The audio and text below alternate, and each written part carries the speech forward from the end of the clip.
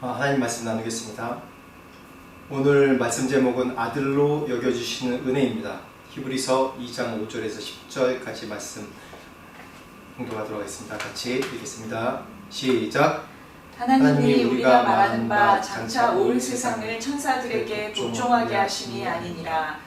그러나 누구인가가 어디에서 증언하여 이르되 사람이 무엇이기에 주께서 그를 생각하시며 인자가 무엇이기에 주께서 그를 돌보시나이까. 그를 잠시 동안 천사보다 못하게 하시며 영광과 존귀로 관을 씌우시며 만물을 그 발 아래에 복종하게 하셨느니라 하였으니 만물로 그에게 복종하게 하셨은즉 복종하지 않은 것이 하나도 없어야 하겠으나 지금 우리가 만물이 아직 그에게 복종하고 있는 것을 보지 못하고 오직 우리가 천사들보다 잠시 동안 못하게 하심을 입은 자 곧 죽음의 고난 받으심으로 말미암아 영광과 존귀로 관을 쓰신 예수를 보니 이를 행하심은 하나님의 은혜로 말미암아 모든 사람을 위하여 죽음을 맛보려 하심이라. 그러므로 만물이 그를 위하고 또한 그로 말미암은 이가 많은 아들들을 이끌어 영광에 들어가게 하시는 일에 그들의 구원의 창시자를 고난을 통하여 온전하게 하심이 합당하도다. 아멘. 아멘. 히브리서 말씀 계속 나누면서 계속 제가 이 배경에 대해서 설명드렸듯이 이 초대교회인 이 히브리서가 히브리서 제목대로 히브리인들을 향해 쓴 건데 특히 히브리 유대인들을 향해 쓴 거고 또 히브리 유대인 중에서 기독교로 예수 그리스도를 영접하고 믿기로 결정한 자들을 향해서 흔들린 자들을 향해서 쓴 겁니다. 초대 우리 예수 믿는 그리스도인들은 참 구원의 그런 일들을 직접 체험하고 또 예수 그리스도를 직접 만나보기도 하고 역사적인 예수 그리스도를 직접 체험하고 또 오순절 다락방 사건을 통해서 또 성령의 은혜로 예수를 직접 체험해보는 그런 역사가 있었습니다. 그런데 그들에게 다가오는 현실적인 그런 여러 가지 고난들이 굉장히 많습니다. 지난주 계속 얘기했듯이 이단 세상들과 그때 시대의 상황에 있어서 또 유대교 상황에 있어서 또 영지주의나 다른 이 신학적인 이론, 그러니까 이론들을 헷갈리게 하는 그런 사상들이 있었고 또 시대적인 상황과 맞물려서 철학적인 사상과도 맞물려서 그 영지주의가 그 시대적인 상황을 주도하는 그래서 참 예수 그리스도 완전한 인간이시자 완전 신이신 예수 그리스도에 대해서 부정하는 그런 일들이 그 교회 내에서 시대적인 상황 내에서 여러 가지 있었습니다. 사실 어느 시대든지 새로운 사상 또 새로운 생각 새로운 일들 변혁시키는 것들에 대해서 참 어려워합니다. 어려움이 참 많습니다. 시대에 따라서 계속 새롭게 시도되는 것들이 굉장히 많습니다.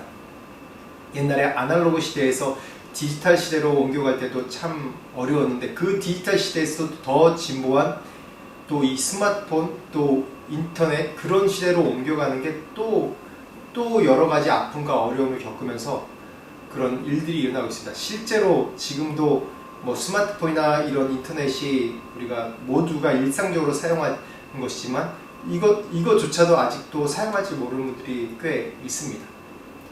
뭐 개인적인 이유도 그렇고 여러 가지 이유가 있지만은 그렇듯이 우리가 이 시대에 따라서 새로운 생각과 또 방식과 생활과 그런 거 모든 것을 받아들이는 게 참 쉽지 않습니다.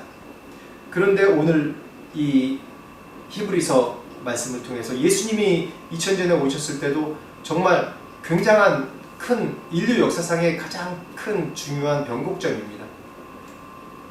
그렇죠? 예수 그리스도를 통해서 구원의 참 모델이고 구원의 참 증거인 정말 우리가 영적으로만 생각했던 하나님이 이 세상에 육신의 몸으로 내려왔다는 그 자체로 또 그분이 또 십자가에 못 박히시면서 우리에게 구원을 주신 그 사건 자체가 인류에게는 가장 큰 변곡점 중에 하나죠. 그래서 그 일을 체험한 사람이 그 시대에 전파하고 그 교회 내에 정착시키는 과정 가운데 참 어려운 일이 참 많았습니다. 그래서 사도 바울이 참 위대한 사도 바울이라고 얘기하는 이유 중에서 하나도 그런 것입니다. 실제로 전도하면서 선교하면서 또 비동론, 기독교 사상, 그 신학에 대해서 정확하게 기준을 세워주는 거기 때문에 그게 너무 귀중한 그 일을 많이 했던 것입니다. 그래서 이 히브리서가 다시 얘기하면 우리가 신약에 뭐라고 얘기해요? 신약의 레위기라고 얘기해요. 우리가 레위기서 읽기가 참 어렵지 않습니까? 레위기서 보면 뭐 여러 가지 제사 방법이 나오고 같은 말을 반복하는 것 같고 또 이런 제사법이 지금 우리에게 이게 마음에 와닿지 않아요. 지금 현 시대에 그런 장면을 볼 수가 없으니까. 그래서 레위기서 읽다가 포기하는 경우가 참 많습니다. 졸리기도 하고. 그런데 이 히브리서가 이 레위기서를 이 신약 시대 이 히브리인에게 가장 쉽게 풀어준 그런 간략하게 요약하면서 풀어준 내용이기도 합니다. 그래서 이 히브리서를 볼 때 우리가 다 그냥 한국말로 이해는 하지만 이 깊은 뜻을 보면 이 구약에 있는 레위기나 출애굽기나 이 제사법 제도를 다 가져와서 설명을 해야 돼요. 참 쉽지 않은 그런 내용이기도 한데 그래서 그렇지만 이 말씀이 정말 지금 시대 우리 사는 시대에 정말 의미 있는 가장 그 믿음의 기준을 세워주는 그 보는 이 성경의 기준을 세워주는 중요한 말씀이기도 합니다. 그래서 우리 5절부터 8절까지 말씀 한번 먼저 읽어보겠습니다. 시작. 하나님이 우리가 말하는 바 장차 올 세상을 천사들에게 복종하게 하심이 아니니라. 그러나 누구인가가 어디에서 증언하여 이르되 사람이 무엇이기에 주께서 그를 생각하시며 인자가 무엇이기에 주께서 그를 돌보시나이까. 그를 잠시 동안 천사보다 못하게 하시며 영광과 존귀로 관을 씌우시며 만물을 그 발 아래 복종하게 하셨느니라 하였으니 만물로 그에게 복종하게 하셨으니 복종하지 않은 것이 하나도 없어야 하겠으나 지금 우리가 만물이 아직 그에게 복종하고 있는 것을 보지 못하고. 네, 이 말씀 8절까지 말씀을 통해서 지난주에도 계속 얘기했듯이 영지주의가 들어오면서 육신의 몸을 입은 그런 예수 그리스도에 대해서 굉장히 부정적인 반응이 있는 사건들이 이 당시 내에 있던 걸로 볼 수 있습니다. 또 구약 성경들을 보면 이 천사의 역할들이 굉장히 많이 드러납니다. 지금 천사에 대해서 얘기하면 워낙 이단 사상들이 많기 때문에 천사에 대해서 얘기하면 좀 조심스러운 면도 있지만 실제로 성경 말씀 내에 천사의 역할이 여러 가지가 나타나 있었어요. 그 중에 정말 중요한 얘기가 우리 지난주에 얘기했듯이 하나님의 수행자예요. 하나님 명령하신 그걸 이 가운데 우리 세상 가운데 인간 세상 가운데 실행하는 역할. 요한계시록에도 보면 뭐 계속 나오잖아요. 천사의 나팔 소리가 나오고 하나님 명령에 나팔을 울며 또 은대적 무슨 그릇을 또 진노를 쏘아놓고 그런 하나님의 절대적인 수행자 역할하는 것입니다. 천사의 존재 목적이 뭐라고 했죠? 하나님의 수행자. 우리의 인간의 존재 목적이 하나님의 자녀. 이게 다릅니다. 그래서 구약의 천사들의 역할이 굉장히 많이 대두되기 때문에 이 천사에 대해서도 이 구약 성도들은 굉장히 신성시하는 그런 경향이 있었습니다. 그래서 사람들이 천사에 대한 그런 그 역할과 능력이 굉장히 많다고 생각하다 보니까 천사에 대해 실제로 이게 잘못 생각하는 경우가 많아요. 그래서 5절 말씀에 정확하게 이제 바울이 찝어주고 있습니다. 하나님이 우리에게 말하신 거 앞으로 올 세상, 천국에 대해서, 앞으로 올 세상에 대해서 천사들에게 복종하심이 아니라 천사들에게 복종하게 하심이 아니라고 했어요. 앞으로 올 세상에 대해서 천사들에게 분명히 얘기하고 있죠. 천사들에게 복종하게 하신 게 아니라 천사는 단지 수행자 역할이지 천사들을 이 세상을 다스리게 하는 역할을 하지 않는다고 정확하게 얘기하는 겁니다. 이 문장을 이 절을 다시 한번 좀 역설적으로 생각해 보면 사람들이 그만큼 천사에 대해서 추정하고 있고 천사에 대해서 신성시 여기고 있다는 거예요. 오히려 예수님보다 더한 존재로 신성시 여기고 있다는 그런 얘기입니다. 그래서 이때 당시 이 히브리인 기독교인, 히브리인 크리스찬들이 헷갈려하는 게 그래요. 우리가 예수님이 육신으로 오셨는데 예수님의 육신은 죄의 몸인데 그렇다면 예수님은 천사보다 못한 것이 아닌가? 천사보다 능력 없는 분이 아닌가? 라는 질문이 있어요. 또 거기에서 또 증거가 되다시피 예수님이 실제로 천사보다 못한 이유는 육신으로 오셨기 때문에 십자가에 또 못 박에 돌아가셨다. 실패한 것 같아요. 그런 무기력한 죽음을 사람들이 그 예수님의 죽으심을 본 거예요. 이방인들은 체험으로 예수님을 믿고 이방인 크리스찬들은 이런 갈등이 없을 수도 있어요. 근데 유대인들은 율법을 명확하게 알고 구약에서부터 선지자로부터 전해 내려온 메시아 사상이 뭔지 알기 때문에 메시아 실패하면 안 돼요. 메시아는 이 세상을 그 발 아래 복종하게 하고 다스려야 돼요. 근데 어떻습니까? 예수님은 십자가에 무기력하게 죽어간 모습을 이 유대인들은 봤던 겁니다.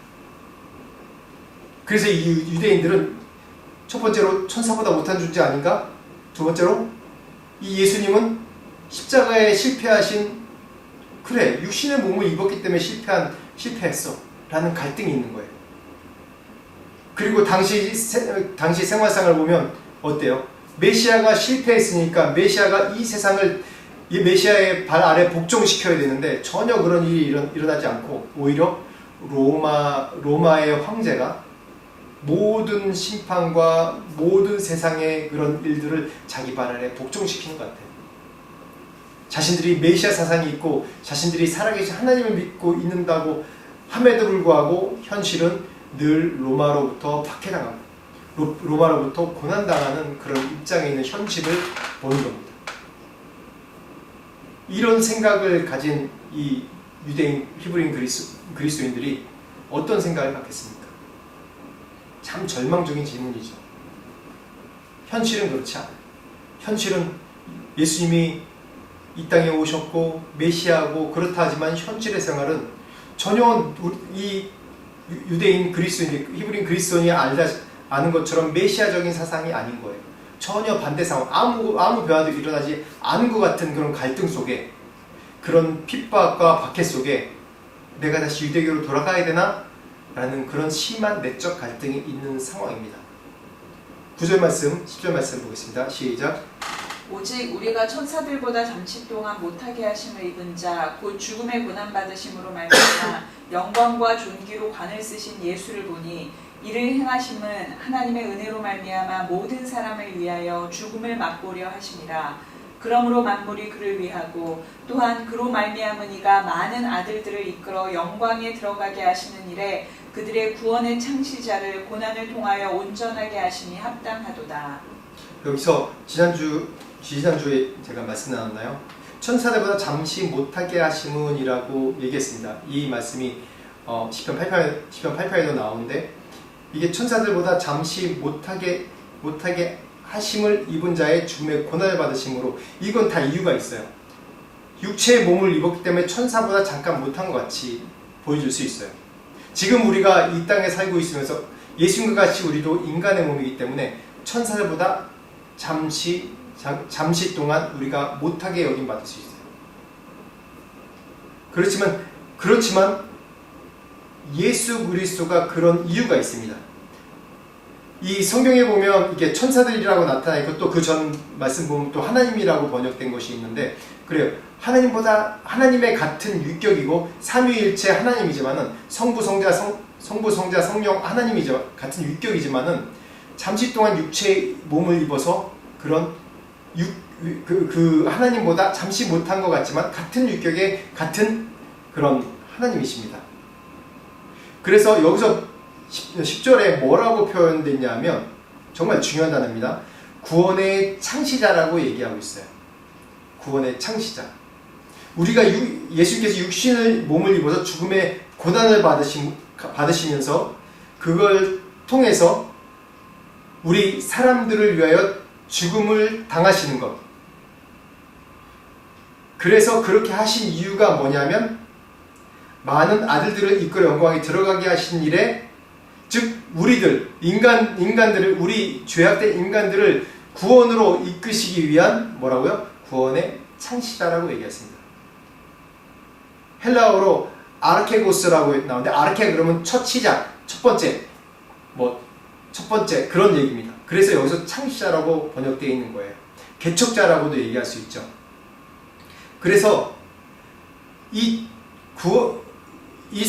사람들이 이게 왜 고난을 받아야 되냐? 제가 처음에 질문 드렸죠. 예수님이 육신의 몸을 입으시고 또 십자가에 실패한 것처럼 보이는 것, 이게 바로 예수님이 고난의 길, 구원의 창시자로서 이 땅에서 우리가 그때 당시에 이해를 못했지만은 왜 인간의 몸을 입고 또 고난에 동참하시고 죽음을 맛보고 인간같이 똑같이 사시고 죽음을 맛본지에 대해서 지금 계속 설명하고 있는 겁니다. 그 이유가 뭐라고 그러냐면 11절 말씀 보겠습니다. 시작. 거룩하게 하시는 이와 거룩하게 함을 입은 자들이 다 한 근원에서 난지라. 그러므로 형제라 부르시기를 부끄러워하지 아니하시고. 이게 참 어렵죠. 이 말씀이 지금 9절 말씀부터 계속 뭐 천사를 잠깐 못하게 하시고, 우리는 뭐 예수님이 십자가를 통해서 구원받으셨으니 십자가를 통해서 우리를 구원하셨으니까 그 믿기 때문에 그렇지라고 얘기할 수 있는데, 이때 당시에는 참 어려운 이론입니다. 어떻게 하나님께서 인간의 몸으로 우리와 똑같이 사시면서, 그 이유가 사람의 죽음을 맛보고 그래서 사람과 함께 같이 사람과 똑같이 되셔가지고 우리를 이끌어 구원에 이르게 한다. 어떻게? 인간이 어떻게 예수님도 인간의 몸인데 인간이 어떻게 우리를 구원하실 수 있어? 그런 퀘스천이 와요. 또 거룩함을 입은, 여기에 거룩한 이와 거룩함을 입은 자, 이게 정말 중요한 단어인데, 이게 레위기서를 이해하면 레위기서의 원리를 이해하면 이게 무슨 뜻인지 잘 압니다. 그래서 제가 도표로 잠깐 이제 설명하는데, 성부, 성자, 성령 하나님이십니다. 이분이 성부, 성자 하나님이 어떻게 하셨어요? 우리 인간을 만드셨죠. 그래서 인간이 에덴 동산에서 하나님의 자녀로 우리와 교제하면서 영원히 그 가운데 살기를 원하셨어요.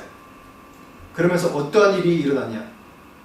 이게 바로 여기서 얘기하는 거룩하게 하시는 이가 하나님이고, 거룩함을 입은 자들이 바로 우리 인간들입니다. 왜? 하나님의 형상으로 만들었어요. 그래서 하나님의 형상으로 만들었기 때문에 하나님의 생명을 부어주시고, 그래서 영원히 영생할, 하나님과 같이 동행할 그런 자로 만드셨어요. 그래서 우리가 거룩함을 입은 자입니다. 우리를 말하는 겁니다. 그런데 우리가 어떻게 됐습니까? 타락했습니다. 죄악으로 타락했습니다. 그래서 어떻게 하셨죠? 성자 예수님을 이 땅 가운데 보내주셨습니다. 그래서 9절, 10절 이 말씀들을 제가 간략하게 요약한 거예요. 그래서 이러한 하나님이 우리를 구원하시기 위해서 그 인간 세상에 직접 내려오신 거예요. 같은 인간으로. 그래서 어떻게 돼요? 우리의 그런 죄를 전가받으신 겁니다. 그러면서 우리와 같이 인간 세상에 있으면서 우리와 같은 형제라고 말씀하시고 친구라고 말씀하실 수 있는 거예요.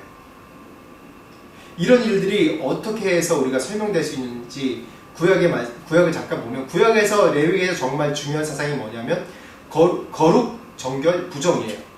이 거룩, 정결, 부정 이 세 가지 문제로 인해서 이 레위기서의 모든 제사법과 그런 절기와 그런 의식들이 계속 있는 겁니다. 이걸 설명하는 몇 주를 걸쳐서 이제 설명해야 되기 때문에 간단히 얘기하면 그렇습니다. 그래서 정결에서 부정케 되는 건 죄예요. 그 부정에서 정결케 할 수 있는 것은 하나님이 제정해 주신 제사를 통해서 부정에서 정결하게 될 수 있어요. 그랬을 때 어떻게 되냐면, 이건 정결하게 되는 것까지 우리가 예식을 통해서 할 수 있지만은, 거룩하게 되는 문제는 다른 문제예요. 거룩하게 되는 것은 온전히 하나님의 주권이에요. 그래서 하나님께서 우리를 거룩하게 하실 수 있는 겁니다. 그래서 구약의 제사를 보면 이 양을 데리고 와서 이제 어떻게 하냐면 나의 죄를 양에게 전가시킵니다. 그리고 양의 이 정결한, 그래서 이 제사 보면 어떻게 정결하게 이 양을 구별하는지에서 나오거든요. 그래서 그 양의 죄를 전가하고 양의 흠없음을 내가 받는 겁니다. 이건 뭐로 통해서 낼 수 있어요? 안수를 통해서 낼 수 있는 겁니다. 그것과 동일하게 예수님이 나의 죄를 전가받으셨어요. 그 대신 예수님의 의, 정결한 흠없는 의를 우리에게 주셨습니다. 우리 양에게 할 때는 그런 안수했지만 그건 안수 대신에 뭐로 될 수 있는 거냐면 믿음으로 우리의 죄를 예수께서 담당해 주시고 그 의가 그의 완전함이 정결함이 우리에게 오는 겁니다. 정결함이 아니라 거룩함이 우리에게 오는 것이죠. 믿음으로 하시는 거예요. 믿음으로. 이게 정말 다른 겁니다. 간단하게 이 표로 이게 설명했지만은 정말 이 예수님께서 이 땅에 오셔서 십자가 못 박에 돌아가시고 우리를 형제라고 말씀하신 게 정말 중요한 이유가 뭐냐면 우리의 죄의 정가를 받으신 거예요. 죄의 정가를 받았기 때문에 예수님의 거룩함, 예수님의 하나님의 의로우심, 그 의로우심이 우리에게 정가될 수 있는 거예요. 구약에서는 양에게 그렇게 안수를 통해서 했지만 신약에는 그 안수가 아니라 믿음으로, 예수님을 믿음으로, 예수님께서 우리 죄를 담당해 주셔서 믿음으로, 우리의 죄를 용서해 주셔서 믿음으로, 예수님께 정가됨으로, 그래서 예수님의 의로우심, 거룩하심이 우리 것이 되는 것입니다. 그래서 우리를 거룩한 자라고 얘기하시고 친구라고 얘기하시고 우리가 한 근원에서 왔다고 얘기할 수 있는 거예요. 어떻게 우리가 한 근원에서 올 수 있어요? 하나님도 아닌데. 우리가 이해를 못하는 거예요. 어떻게 이 죄인이 한 근원에서 올 수 있습니까? 그래서 예수님께서 직접 이 땅에 육신의 몸으로 내려오신 거예요. 내려오셔서 우리의 죄를 정가받으시고 그래 넌 우리의 형제고 내 친구 라고 말씀하시면서 우리를 의롭다 여겨주시고 우리를 긍휼히 여겨주시고 우리의 죄에서 우리를 구원해 주신 겁니다. 그래서 12절부터 13절 말씀 같이 보겠습니다. 시작. 이르시되 내가 주의 이름을 내 형제들에게 선포하고 내가 주를 교회 중에서 찬송하리라 하셨으며 또다시 내가 그를 의지하리라 하시고 또다시 볼지어다 나와 및 하나님께서 내게 주신 자녀라 하셨으니. 그렇죠. 내가 네 형제들에게 선포하고 그리고 나와 및 하나님께서 내게 주신 자녀라 하셨으니 라고 얘기합니다. 여겨주신 거예요. 이렇게. 은혜는 우리를 자녀로 여겨주신 거예요. 은혜는 우리가 죄인에서 구원받은 의로운 자라고 거룩한 자라고 여겨주시는 거예요. 은혜는 우리가 부정한 자에서 정결한 자로 거룩한 자로 되었다고 여겨주시는 거예요. 은혜는 우리가 영원히 죽을 수밖에 없는 영벌에 처할 수밖에 없는 그런 죄인이 예수 그리스도를 통해서 영생으로 들어간다고 여겨주신 것. 그렇게 주신 것이 바로 은혜입니다. 그래서 우리가 하나님의 자녀로 말씀하시는 거 아닙니까? 굉장히 복잡한 얘기인데 제가 좀 간단하게 말씀드려요. 왜냐하면 계속 히브리서를 매주마다 말씀 나눌 때 또 이 내용들이 반복되고 더 구체화되는 내용들이 많아요. 이 개념은 그냥 우리가 외우는 개념입니다. 이게 그냥 그럴 거라고 생각하는 게 아니라 구약의 출애굽기 레위기서 구약의 그 모세오경의 율법에 나왔듯이 정확하게 어떤 법칙으로 정결케 되며 어떤 법칙으로 거룩 가운데 가며 하나님께 나가며 하나님의 거룩한 임재 가운데 우리가 기다릴 수 있는지 정확하게 절기와 모든 예식을 통해서 나옵니다. 그건 구약에 있는 이스라엘 백성들은 유대인들은 다 외우는 내용들이에요. 삶에서 그냥 아는 내용들이에요. 뭐가 배워서 하는 것이 아니라. 그래서 어렸을 때부터 그들의 그런 말씀을 이 손목에 차고 미간에 붙이고 그러면서 다니지 않습니까? 그렇듯이 이건 그냥 외우는 내용이에요. 외워야 돼요. 그리고 이 신약시대 때 예수님께서 그 구약에 있는 그런 그 제사식대로 율법식대로 우리를 구원하신 것. 그건 믿는 거예요. 그래서 구약의 이 레위기서 모세오경이 정말 지금 신약에도 너무 중요한 것이 그런 이유입니다. 이걸 이해 못하면 이게 하나님의 구원의 그런 섭리, 구원의 계획이 이미 태초부터 지금까지 우리를 지금 살고 있는 나를 구원하시기 위해서 태초부터 지금까지 이어져 내려오고 있다는 것을 우리가 믿을 수 없는 거예요. 구약에 있는 사건이 왜 나에게 있는 거지? 어떤 분은 그렇게 질문해요. 구약은 이스라엘 역사지 내 역사가 아니라고 얘기를 합니다. 물론 이스라엘 역사 맞습니다. 그럼 그 이스라엘 역사가 왜 이스라엘 역사입니까? 단지 이스라엘 역사로 끝나지 않는 역사예요. 왜냐하면 구원하시기 위해서 그 구약 때부터 지금까지 지금까지 내려오면서 나를 구원하시기 위해서 어떠한 준비를 하시고 어떠한 섭리로 이 인류를 이끌어 오셨는지 분명한 증거이기 때문에 구약의 역사가 너무 중요한 겁니다. 그래서 다시 얘기하면 거룩하게 하시는 이가 하나님이 거룩함을 입은 자 우리들을 예수 그리스도를 통해서 어떻게 해요? 우리가 같은 형제라고 여겨주시는 겁니다. 형제라고 말씀하시고 친구라고 말씀해 주시는 겁니다. 그렇게 할 수 있는 것은 뭐예요? 바로 십자가의 사건을 통해서 우리가 그러한 확신을 얻을 수 있는 것입니다. 믿음입니다. 그래서 14절 말씀 같이 읽겠습니다. 시작.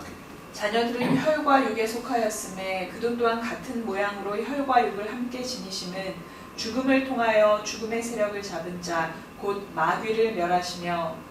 네, 이 말씀이 정말 중요한 게 혈과 육을 함께 지니심은 죽음을 통해서 어떻게 해요? 죽음의 세력을 잡은 마귀를 멸하시기 위해서입니다. 우리 인간은 이 아담과 하와를 통한 죄의 그런 이 본성이 있습니다. 그것이 계속 우리 인간들이 계속 갖고 있는 그런 죄성이에요. 선한 사람이 없어요. 다 악해요. 그래서 기독교가 뭔가 인본주의적이고 윤리주의적인 그런 걸로 빠지면 예수 그리스도의 그런 우리의 구원과 그 은혜에 대해서 망각해버리는 거예요.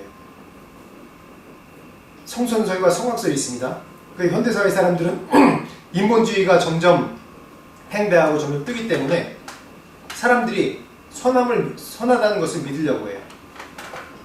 이 선하다는 것은 벌써 거의 100년 전 1차 세계대전, 2차 세계대전을 통해서 그 여러 전쟁을 통해서 다 깨졌죠. 그전에는 인간과 인간 사이에 신의가 있다, 약속이 있다, 나라와 나라 사이에 약속이 있다. 그걸 믿었지만 이 1900년도에 그런 여러 전쟁들을 통해서 인간이 악하다는 것을 우리가 깨달았습니다. 인간은 악해요. 이 인간 스스로가 우리가 구원할 수 없다는 것을 하나님께서 잘 아셨어요. 그래서 하나님께서 어떻게 하셨냐면 계속 얘기했듯이 우리 인간 세상에 내려오셨어요. 그래서 예수님을 어린 양으로라고 비유하지 않습니까?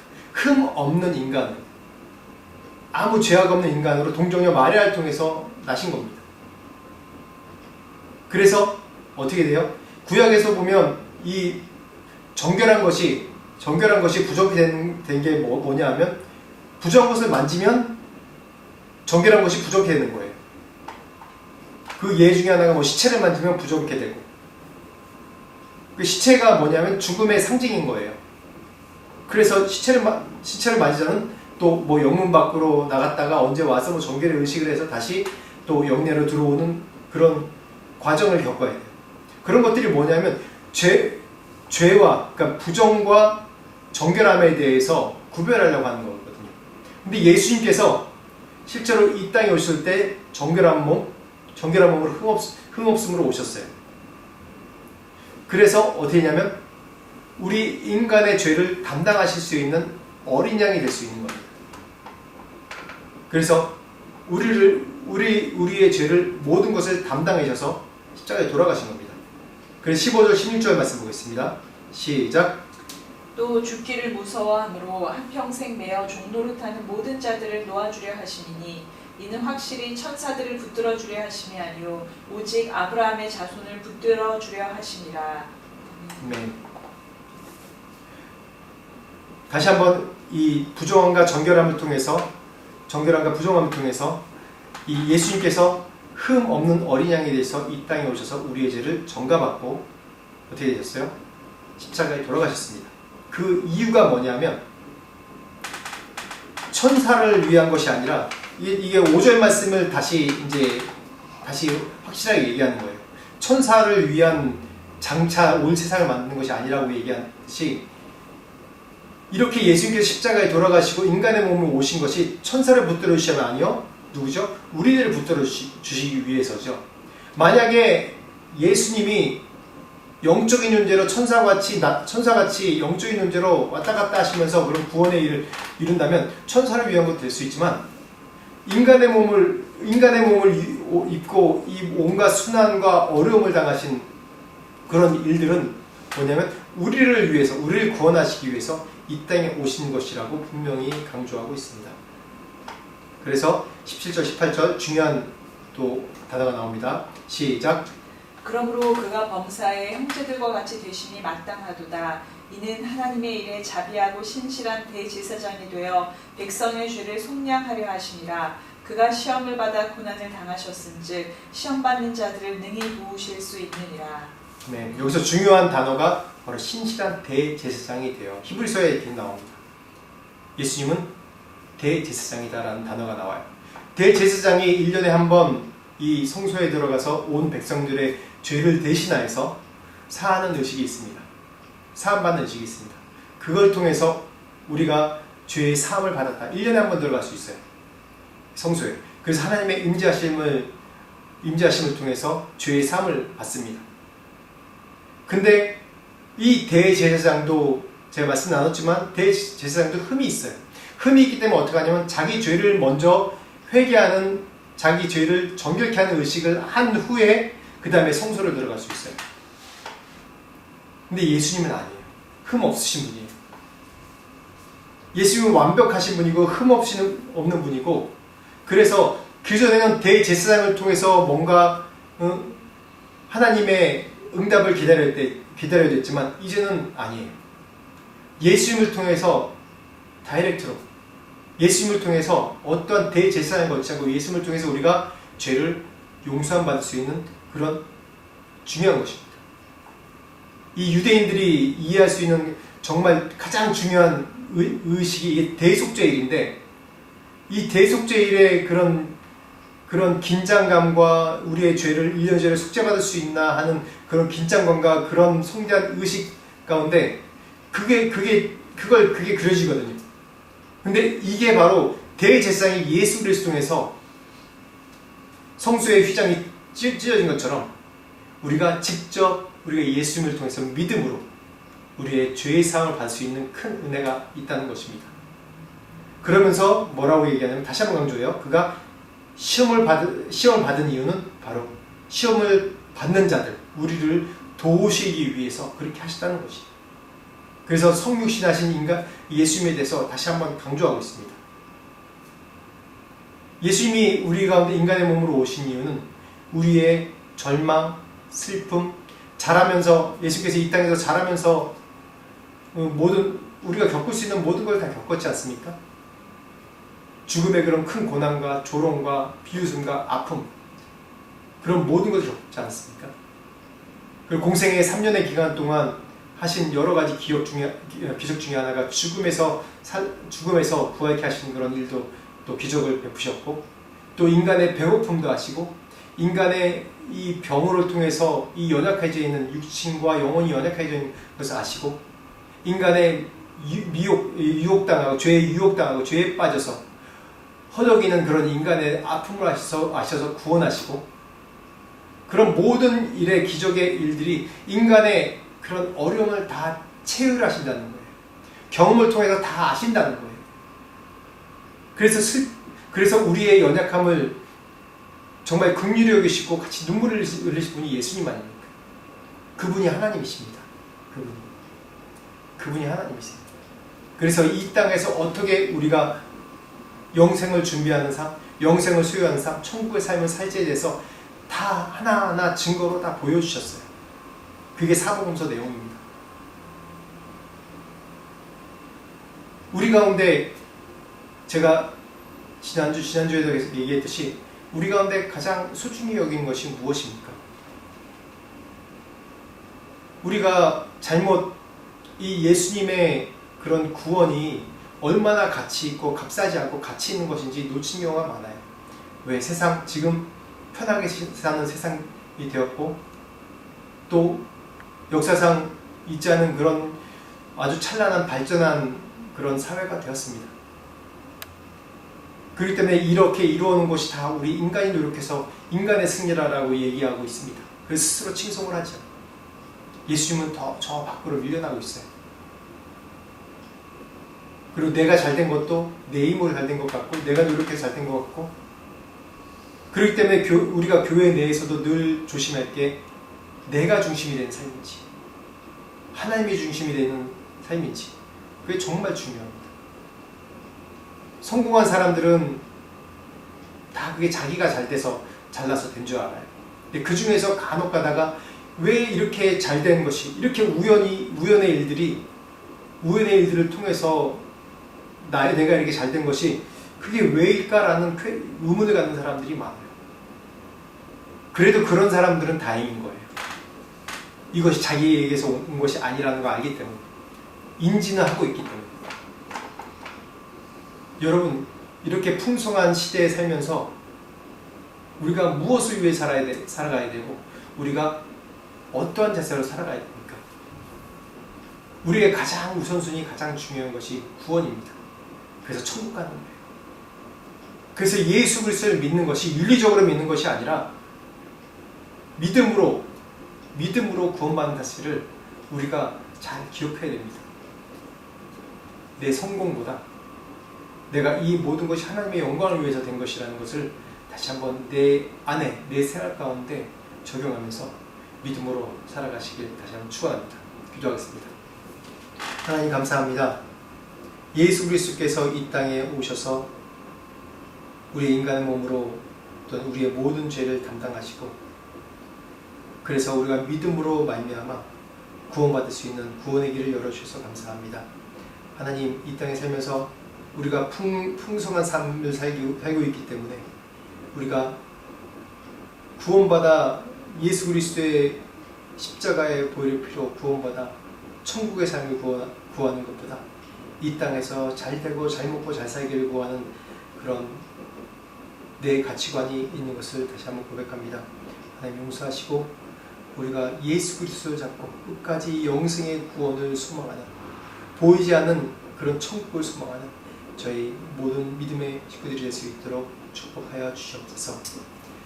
지금 우리 주 예수 그리스도의 은혜와 하나님 아버지의 무한하신 사랑과 성령님의 감화감동의 역사하심이 이 세상의 그런 가치를 좇지 않고 예수 그리스도의 구원, 예수 그리스도의 영생을 좇으며 예수 그리스도께서 이 땅에서 살아가신 삶에 대해서 저는 참된 그리스도의 제자가 되기를 원하는 모든 자들에게 지금부터 영원토록 함께 하시기를 간절히 축원하옵나이다.